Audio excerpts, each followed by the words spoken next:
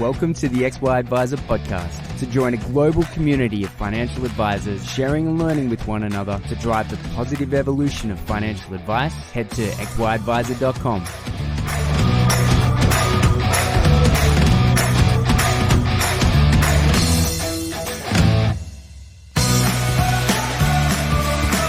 This episode is proudly sponsored by Integrity Life. If the last few years have taught us anything, it's that life is unpredictable, which is why you need to work with a partner that's flexible and loves to collaborate. One that will personalize the claims experience for your clients, one with a balanced approach to underwriting, and one with a competitive and sustainable pricing. Integrity, your partner for life. If you want to learn more about how Integrity is your partner for life, head to integritylife.com.au/XY.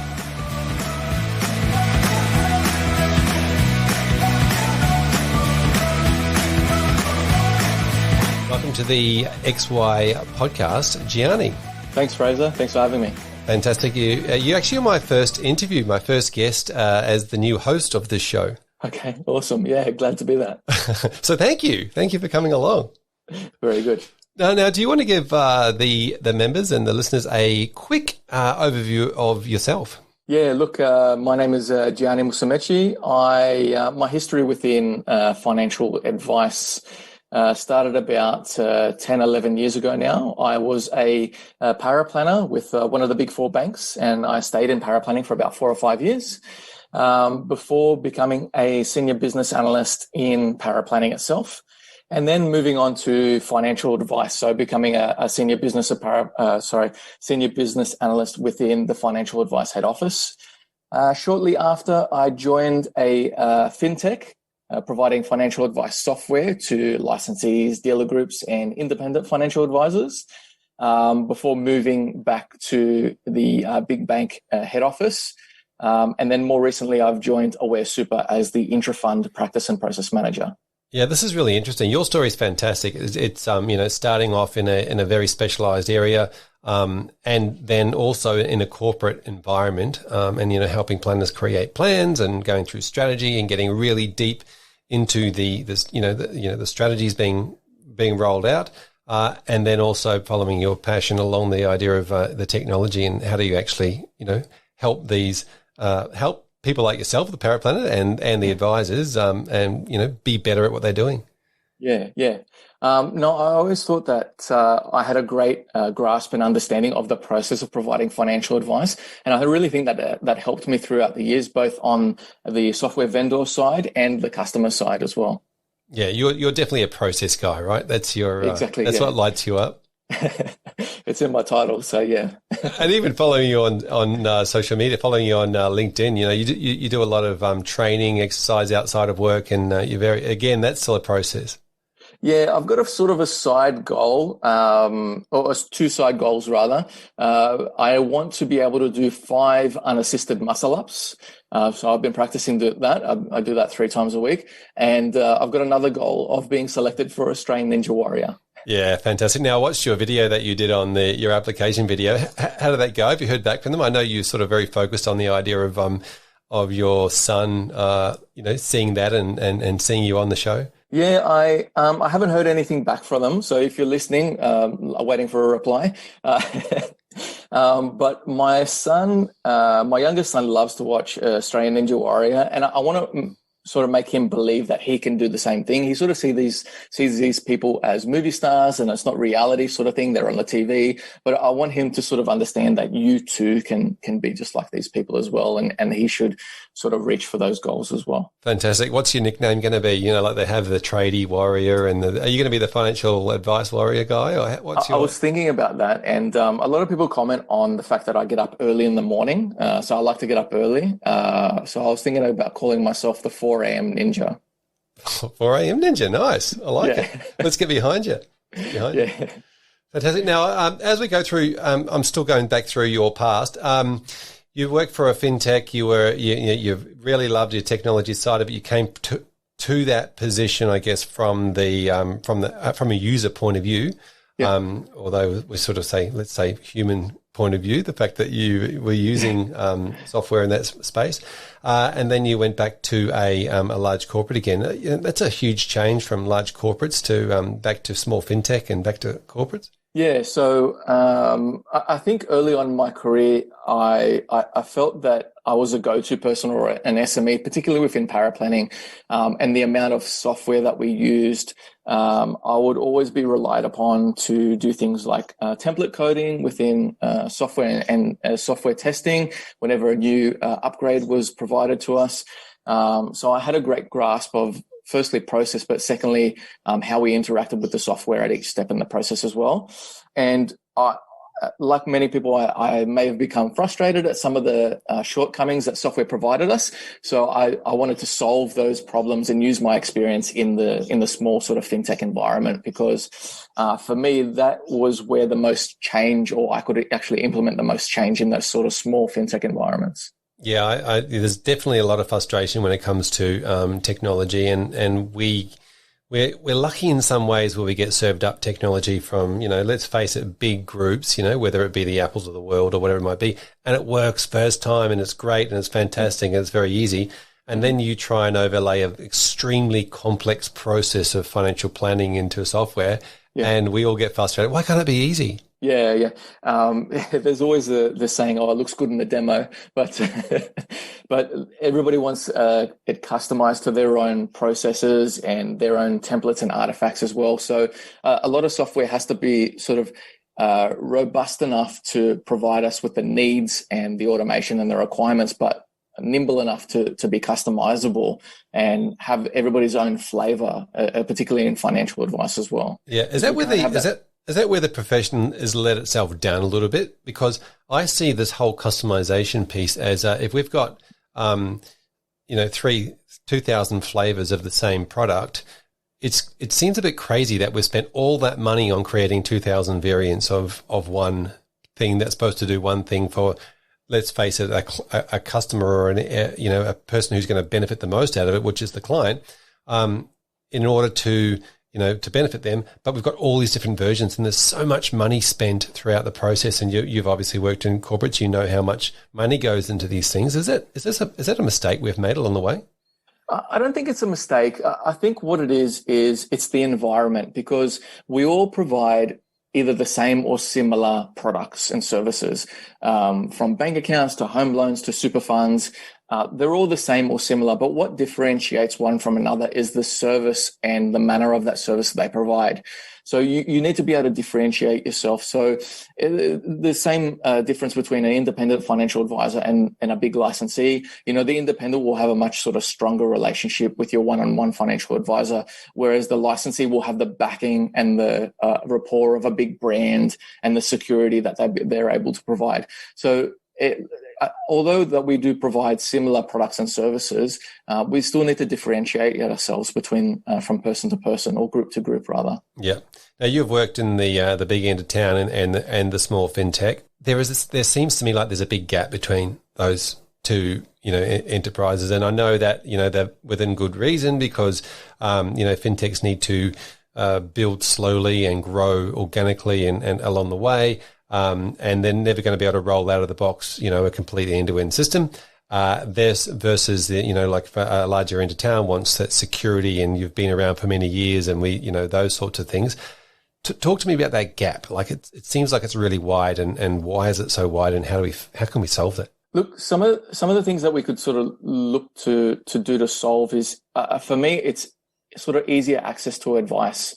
I feel that people are reluctant to sort of receive advice because, number one, they think it's too expensive. Number two, they may think it's too convoluted, and they're not understanding of the process of providing advice. So if there was a happy medium between those two examples that you provided, I think people would be less sort of reluctant to receive financial advice. Yeah, exactly. I mean, you mentioned, cost and complexity as the two barriers. And obviously there's no one's going to disagree with that. Listening to this, they're all, financial planning and financial advisors. So they understand that it's a complex and an expensive product or service to deliver. And so, there is certainly an interesting gap of how technology can fill or create tech efficiencies. Talk to me about those efficiencies in tech. And I know we sort of mentioned the idea around admin and those sorts of, there's all sorts of different areas.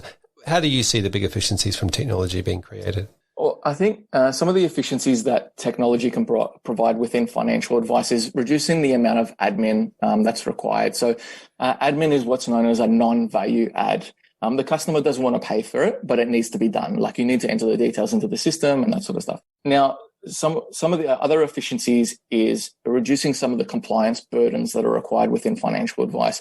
We've seen more recently the requirements of like an FDS or opt-in and tracking those as well. So that's technology can assist with some of the compliance requirements associated with providing advice as well. But it can also provide us with valuable insights as well. So some of the data and reporting that we can get from technology, some of the trends and tracking, and then some of the services that we can provide to clients on the back of that, such as client portal access, easy two-way communication, even to the point of the wet signature and holding an interview like we are currently via Zoom. All those things can be done using technology now. So it's really all about reducing the cost, reducing the burden of compliance, and providing speed and efficiency to the financial advice process, which makes things cheaper for the end customer. Yeah. Now, let's talk about the concept of the scale advice. And obviously, you're with Aware Super, and a big part of what you're doing there and what they're doing is the scaled advice and intrafund advice. Do you want to, let's talk about what your take is on intrafund advice and how that works for your members. Well, I think Intrafund Advice is a perfect sort of stepping stone for advice members to sort of receive either general or limited advice in terms of their superannuation and their insurance, to give them an understanding of how they're tracking in terms of their superannuation goals as well. And it's relatively cost-effective advice. It's either free or very cheap. And a lot of super fund members may not know that they already have access to this form of advice already. So I think that if more members were introduced to scaled or intrafund advice, that they would have a greater understanding of financial advice and their own financial situation as well. And we'd see a level of financial understanding, like a greater level of financial understanding out there in the environment. Yeah, it's an interesting part of a client's needs, not so much an advice process, but really a client's needs to saying, I've got an instant need or a very specific need, and here is something that's available to me. If they know about it, because that's the other thing too, they may not know how that works or think they have to pay. Something that's available to me that I can just use and do this one thing. How's intrafund advice working with financial advisors providing full financial, comprehensive or more comprehensive advice, with the funds and advisors? Yeah, so what normally happens within Aware is the Aware Super members are able to call our member engagement team, and what happens is they're triaged in terms of their advice needs as well. So when they're triaged, they come to a decision point whether, based on their advice needs, they require intrafund, comprehensive, or even specialist advice. So the specialist advice being insurance or aged care predominantly. So if after having a discussion with our member engagement team, they come through to intrafund advice, the intrafund advice is predominantly around, or it's relatively scoped around super and insurances. So some of the advice that they can provide is around salary sacrificing, ensuring that the super is invested appropriately, providing projections to ensure that they're on track to meet their retirement goals, commencing a retirement income stream or transition to retirement income stream within a fine scope. So it's based on specific goals and objectives. They can't provide advice on a broad range of goals and objectives. It's very specified and scaled. Yeah. So specified to their retirement benefits, or? Yeah, exactly. Yeah, it doesn't encompass a large amount of the client's objectives. Yeah. Yeah, fair enough. And so when it comes to the idea of intrafund advice being paid for by members and not necessarily by the individual, what are your thoughts on that? Because I mean, there's people on both sides of this on this fence, right? Yeah, well, I think it's a service that's being provided. So look, I sort of liken it to you pay your council rates regardless of how much rubbish you throw in the bin. So you might as well fill up the bin. It might be a silly analogy, but it's true. Like you pay the same water rates, the same council rates. The service is there and it's offered. So it's there and available for you to use. So if you're looking for scaled advice or general advice, it's more than available there, and it's only going to increase your understanding of the financial advice process and your financial situation. Yeah, when you said when you gave that example, I actually thought about the ASIC charge that financial advisors pay every year. You know, they're paying for that ASIC to run, and whether they're the ones in the spotlight or getting audited by ASIC or not. Yeah, that's it. That's probably a better example. Fill up the bin. Yeah. No, very good. And so tell us about your role there, you know, regarding process as the process manager, because you're not directly looking after the financial advisors themselves. No, I don't have any direct reports. So nobody reports to me directly. I manage predominantly the process of providing financial advice. So I ensure that the process is efficient, that it's compliant, and then I'm always looking to continually improve the process as well. So by continually improving the process, I look to remove any inefficiencies or wastes or non-value add. And then I always look for opportunities to do better. So we can always look to reduce the turnaround time associated with providing financial advice and reducing the touch time associated with providing financial advice so that our members get more advice at a quicker pace. Yeah. So tell us about how you do that. You obviously have to start with the advisors and the process and the client or member engagements and then work your way back. Yeah, so what I do is, especially when I'm new to a business, is I map the process and understand the process as best I can. And then I sort of understand each step, how long does it take, what is the wait time between each step in the process, and is that step a value add, non-value add, or business value add step in the process. So value add is something that the customer is willing to pay for. Non-value add is the example I gave before. It's administration that the customer isn't willing to pay for. And then business value add is something that's just sort of required due to legislation or business policy. So it's something that we have to do. Now, even though something might be a step in the process, may be business value add, that doesn't mean we can't make things a little bit easier or quicker in terms of the amount of time that we spend doing that business value add step. So there's no such thing as perfection, and we're always looking to sort of reinvent or enhance the process as well. And then there's always the odd curveball that the financial advice system throws at us every 12 months or so. Yeah. So how much of your role is just like fixing the existing process versus coming at it from that higher level and going, well, actually, you know, this whole process is ridiculous. Let's try something new. Yeah. So wherever I've sort of worked, I've always tried to embed a continuous improvement process where not only myself, but team members can come up with suggestions to ensure that either problems or opportunities are addressed. So a problem may not be large. Okay, it may sort of be insignificant in terms of its impact, but it could be frequently occurring. Now, if you put a measure on that over the course of a year, that could be significant. So if we solve this small process that was frequently occurring, we might have a significant benefit on our hands. In addition, if we look to reduce the overall cost of providing end-to-end advice as well, if we reduce that by a few dollars, we create further capacity and we're able to provide more cost-effective advice at a quicker turnaround time. So it not only benefits the end client, but it benefits the business as well. Yeah, so you're doing a lot of measuring as you're going along and making just defining and working out what these efficiencies are.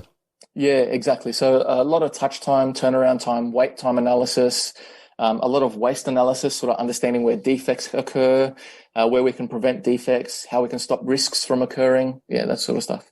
Very good. Now, you and I have spoken before about the idea around, the behavioural side of this as well, because to me, there's two sides of it. There's this process efficiencies where you go, well, technically we can do these things, yeah, but then as human beings, we don't always behave that way.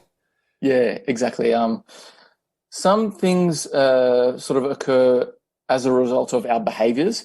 So look, I gave an example where I'm doing some behavioural bias study at the moment. So I gave an example where, a member might walk in and they have a specific requirement. So where, I want to buy property through an SMSF, or can you tell me how much I need to salary sacrifice, without sort of understanding the reason behind that.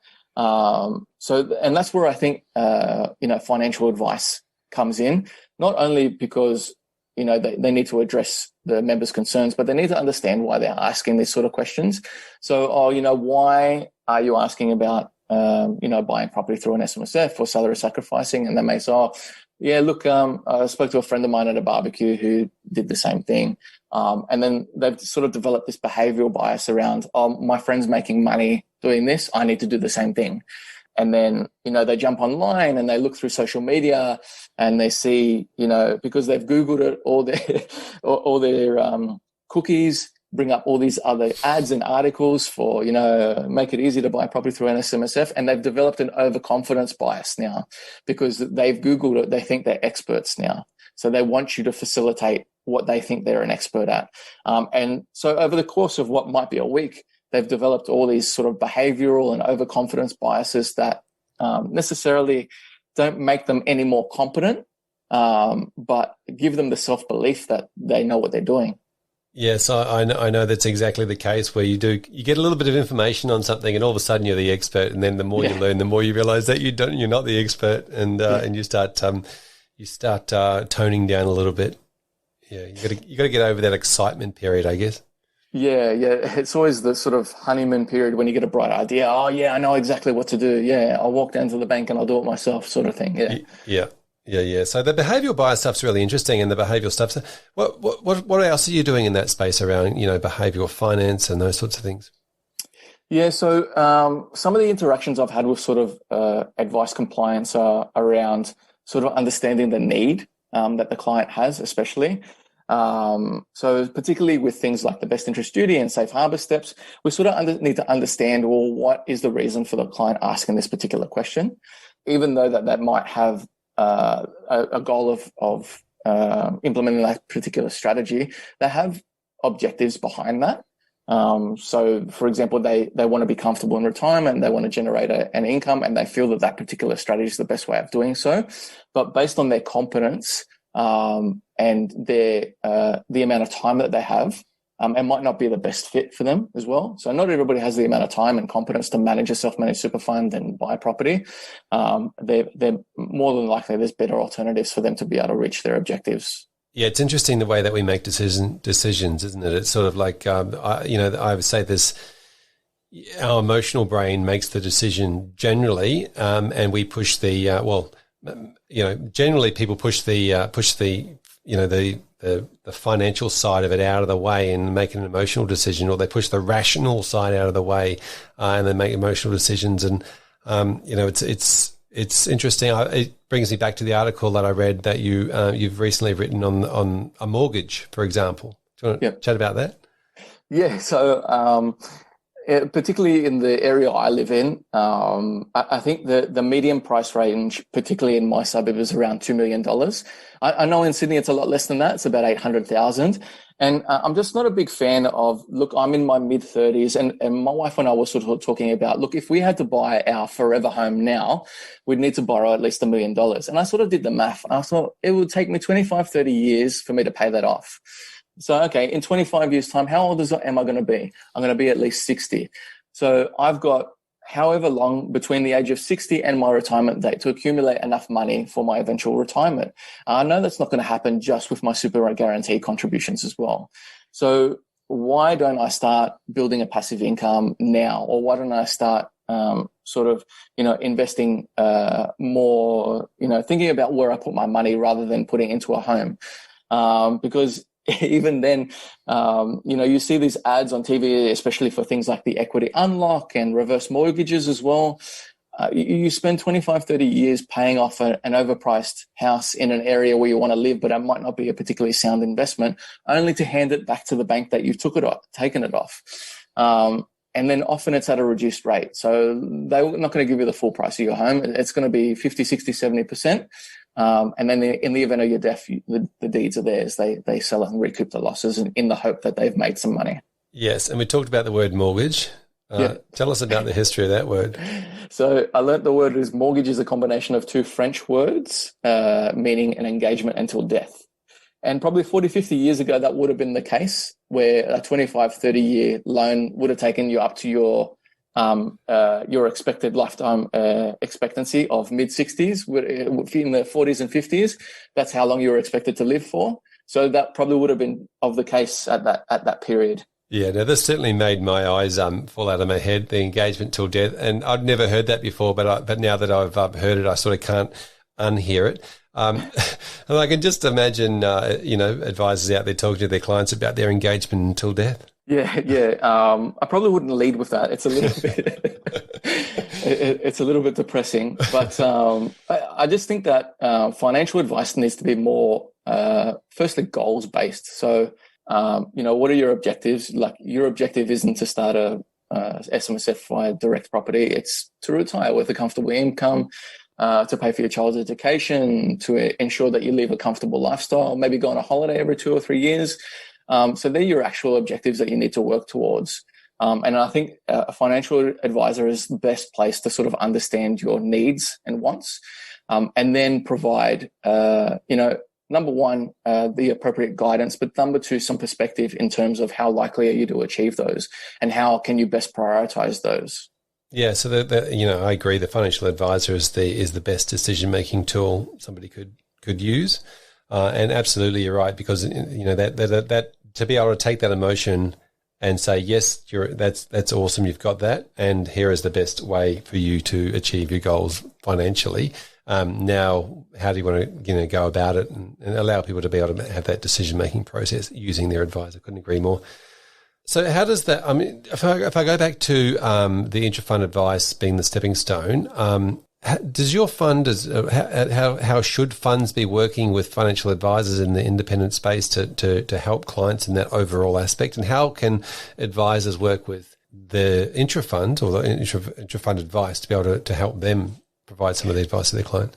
Yeah, well, what normally happens within Aware Super is when a super member is with an intrafund advisor and they sort of discover that they have greater needs that are beyond the scope of scaled advice, then they're referred to one of our comprehensive advisors that can sort of provide them with advice beyond the scope of an intrafund advisor.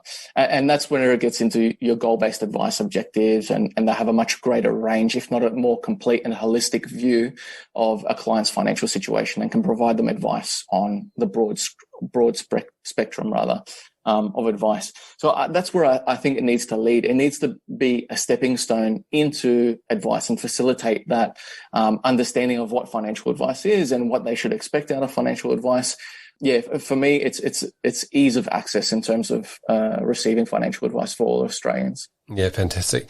Now, tell me about paraplanning, because I've always thought that paraplanning was on a pathway to split between document creation, editing functionality, and strategy, and calculating financial strategies and helping.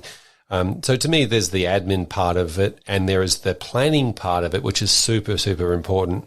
How do you see the future of paraplanning evolving? I think when I first joined a fintech company, the CEO at the time famously sort of told me that his role was to make paraplanners redundant. And ever since I heard that, I think it more and more the opposite is the case, if anything. As an example, when I was a paraplanner, I used to average complete 1 to 2 SOAs per day. Now, as a financial advisor, typically you do maybe 2 or 3 per week. You'd actually present to your clients.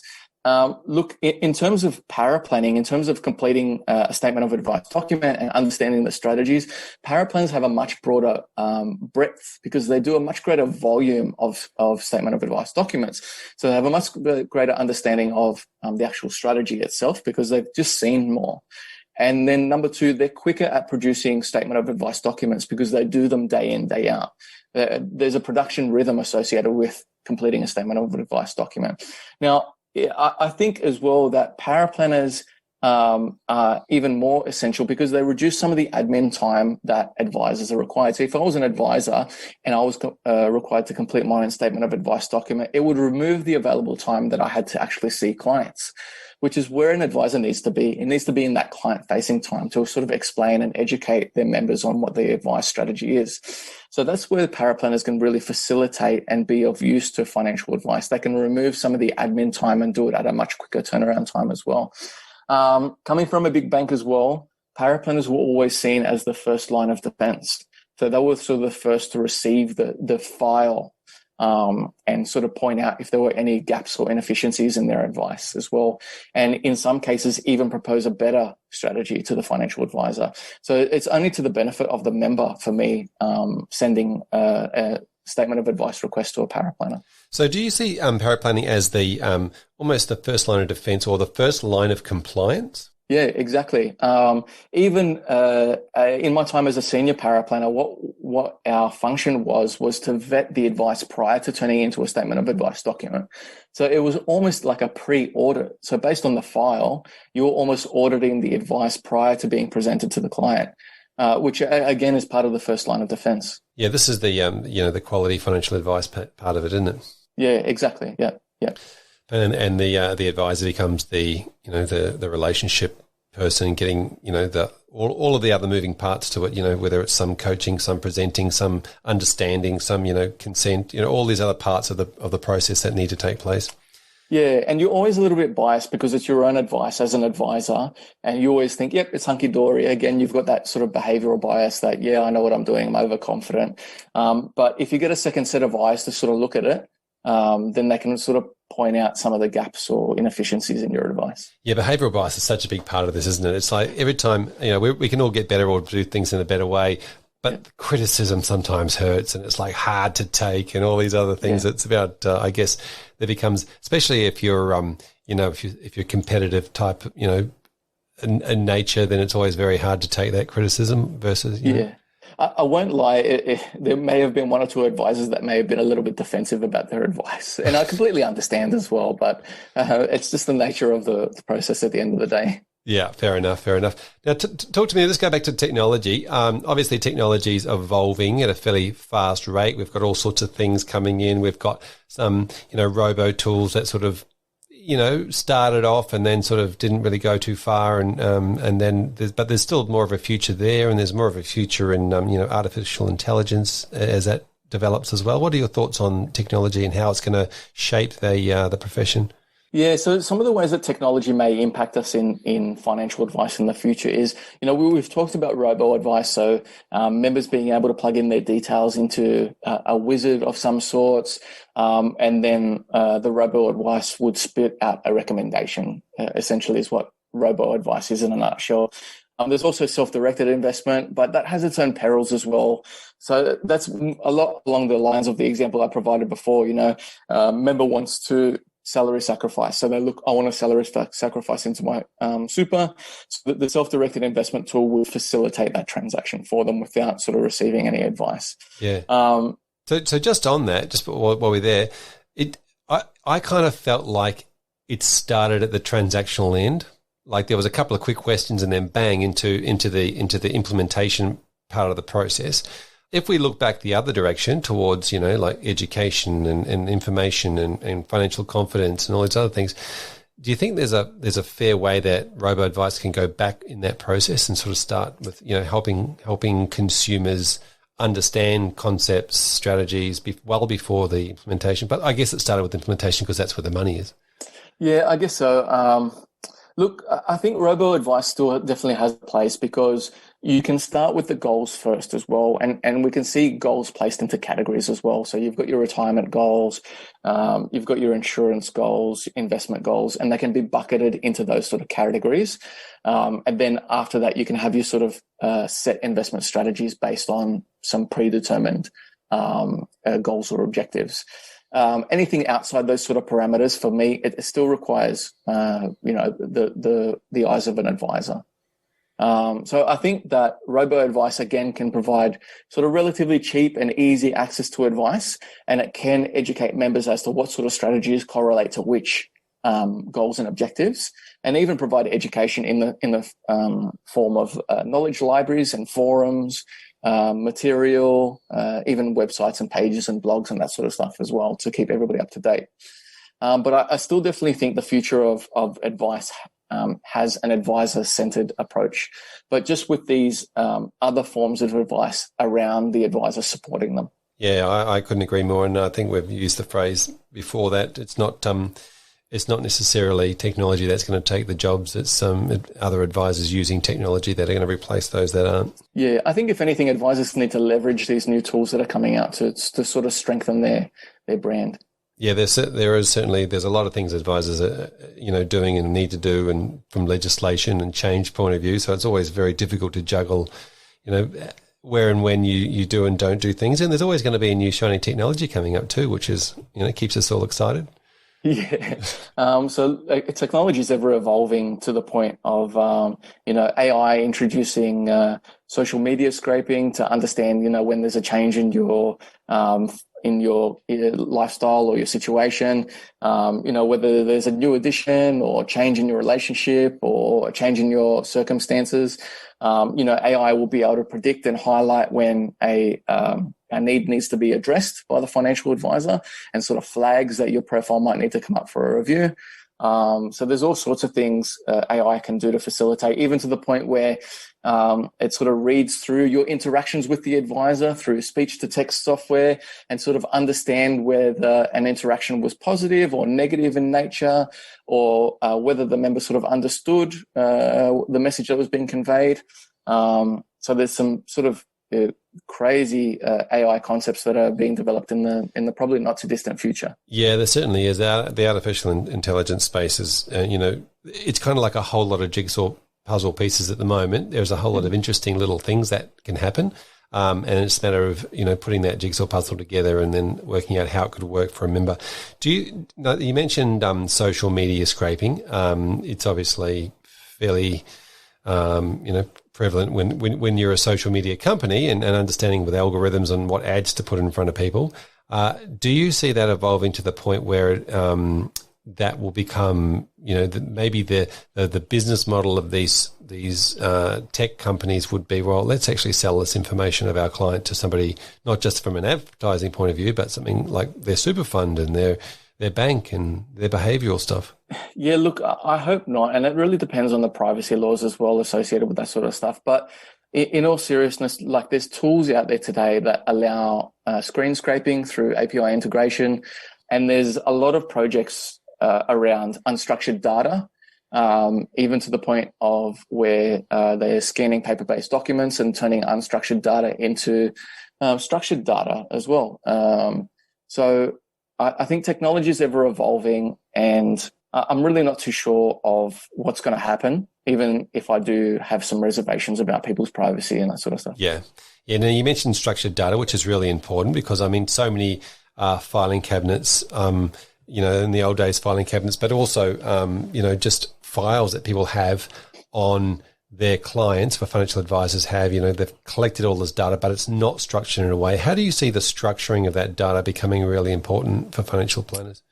Yeah, so the structure of that data needs to be, it needs to be sort of efficient enough for people to sort of understand, because again, the requirements of an audit or maintaining compliance can be sort of difficult and costly. So if you have sort of structured and efficient documents and notes, that'll reduce a lot of the burden around audit and compliance, particularly for financial advisors, but also dealer groups and licensees as well.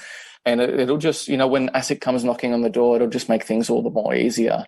There's even projects and consultants around where they do automated file scanning, and they turn unstructured data into sort of structured data through categorizing and understanding a document based on its image and what it says on that piece of paper as well. So the collection of that unstructured data has been a real sort of opportunity, particularly for a number of consultancy firms and how they collect that information from practices that, like you said, have these filing cabinets lying around the offices. Yeah, there's certainly so many different exciting parts of technology that can come, and I think there's still so many things that are beginning to be solved, but are still a long way from being solved. And I guess it's kind of a waiting game in many ways. Yeah, I think as technology evolves, we're going to be finding, opportunities to do better, and it's going to grow exponentially as well.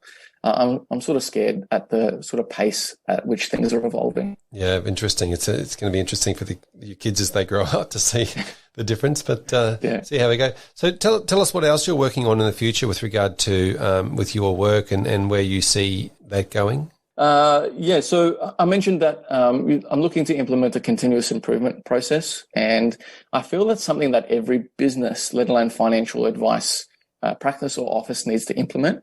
As the Intrafund practice and process manager, I don't day in, day out provide advice.